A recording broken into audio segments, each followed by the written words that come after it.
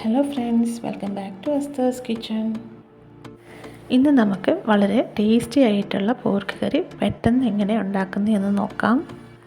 ഇതിന് വേണ്ട ചേരുവകൾ: 1 കിലോ പോർക്ക് ചെറുതായി നുറുക്കി നന്നായി കഴുകി വൃത്തിയാക്കി എടുക്കുക. 3 വലിയ സവാള 4ആയി മുറിച്ച് ചെറുതായി അരിഞ്ഞെടുക്കുക.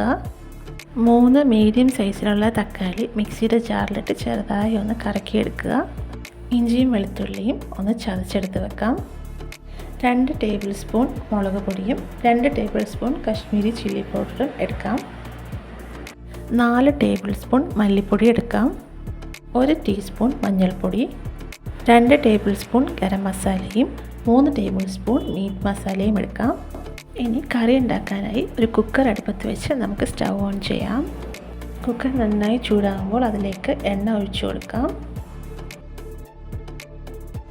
എണ്ണ ഒഴിച്ച് ചൂടാകുമ്പോൾ നമ്മൾ എടുത്ത് വെച്ചേക്കുന്ന സവാള നമുക്കിതിലേക്ക് ചേർക്കാം. അതിനുശേഷം നന്നായിട്ട് നമുക്ക് ഇളക്കി കൊടുക്കാം. ഇനി നമുക്കിതിന് ആവശ്യത്തിനുള്ള ഉപ്പ് ചേർത്ത് ഒന്ന് നന്നായിട്ട് ഇളക്കിയെടുക്കാം. ഇനി നമുക്ക് നമ്മളെ ചതച്ച് വെച്ചേക്കുന്ന ഇഞ്ചിയും വെളുത്തുള്ളിയും ചേർത്ത് നമുക്ക് നന്നായി ഇളക്കിയെടുക്കാം.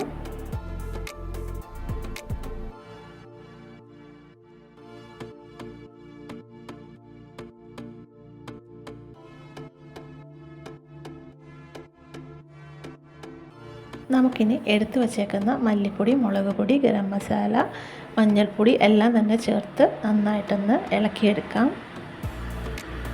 തീ ലോ ഫ്ലെയിമിൽ ഇട്ടിട്ട് വേണം നമുക്കിത് നന്നായിട്ട് ഇളക്കാൻ, ഇല്ലെങ്കിൽ കരിഞ്ഞു പോവും. മസാലയൊക്കെ നന്നായിട്ട് മൂത്ത ശേഷം നമുക്ക് എടുത്തു വച്ചേക്കുന്ന തക്കാളി നമുക്ക് ചേർത്ത് നന്നായിട്ടൊന്ന് ഇളക്കിയെടുക്കാം.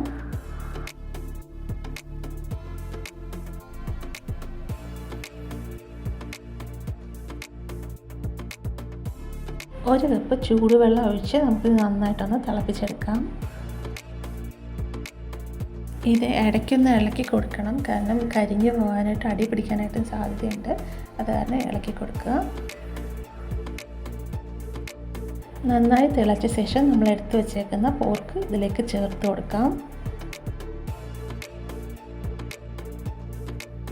പോർക്ക് ചേർത്ത ശേഷം നമുക്കിത് നന്നായിട്ടൊന്ന് ഇളക്കി വെക്കാം.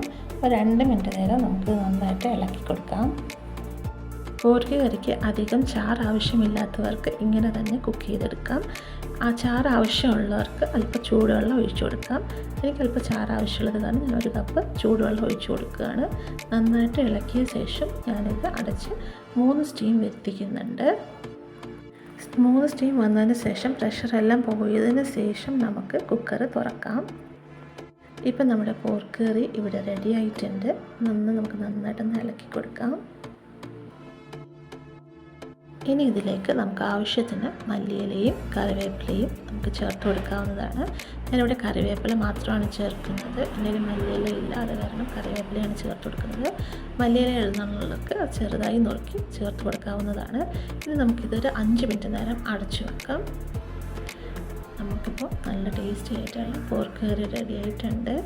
നിങ്ങൾ തീർച്ചയായിട്ടും ഇതൊന്ന് ട്രൈ ചെയ്ത് നോക്കണം. ഇനി നമുക്കിതൊന്നും ചേർക്കേണ്ടതായിട്ടില്ല.